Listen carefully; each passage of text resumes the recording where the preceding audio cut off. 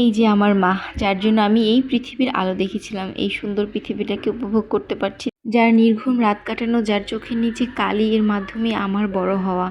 ছোটবেলা থেকে আমি আমার মায়ের চুল খুবই পছন্দ করতাম। মায়ের একদম কোমর অবধি চুল ছিল, এক পিঠ চুল ছিল।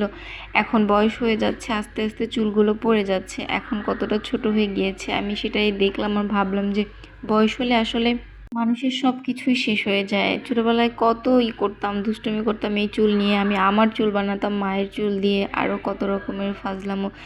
দেখতে দেখতে সেই বাবা মারও বয়স হয়ে যাচ্ছে। আসলে সন্তানের চোখের সামনে বাবা মার বুড়ো হয়ে যাওয়া বা বয়স হয়ে যাওয়াটা দেখতে কোনো সন্তানেরই ভালো লাগে না। এটা সন্তানের জন্য খুবই একটা কষ্টকর বিষয়। তো অনেক দিন পর বাড়ি আসলাম, মার আবার হাতে ব্যথা, এই জন্য চুলটা ভালোভাবে আঁচড়ে দিচ্ছিলাম একদম।